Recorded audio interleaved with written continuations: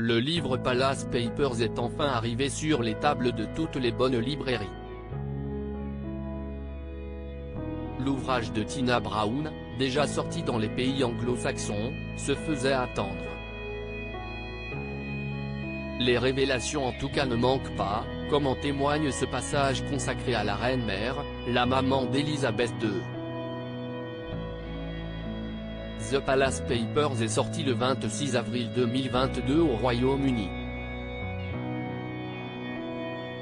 Ce n'est rien de dire que tous les amateurs de potins en provenance de la monarchie britannique se frottaient les mains.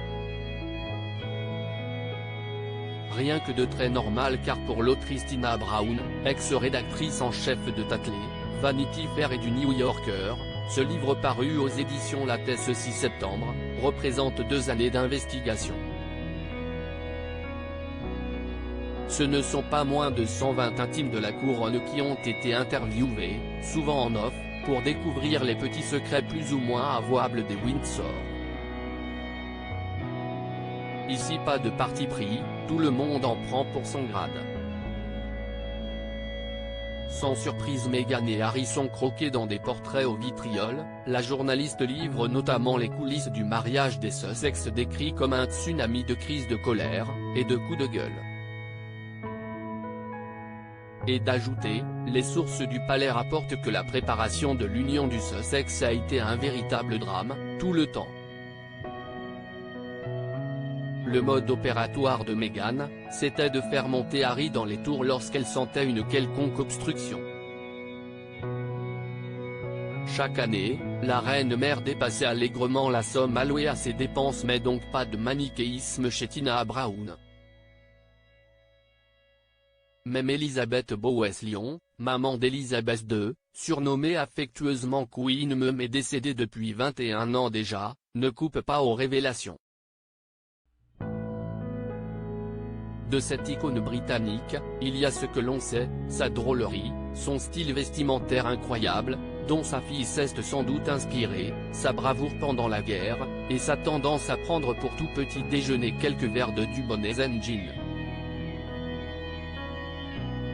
Mais, révèle le magazine Elle, dans les Palace Papers on apprend également que la reine-mère a bien profité de la vie ne se privant d'aucun plaisir. Vêtements, voyages, bijoux, pur sang, rien n'était trop beau ou trop cher. Chaque année la reine-mère dépensait 8 fois la somme allouée à sa liste civile. Elisabeth II renflouait les caisses ajoutant au pot les 4 millions de livres manquant au compte, affirmant un brin fataliste, « Nous ne devons absolument rien faire qui puisse causer la moindre peine à maman ». L'arrière-grand-mère des princes Harry et William s'est également débrouillée pour qu'une certaine Mrs Greville, une milliardaire fondue de royauté, lui lègue son extravagante collection de bijoux.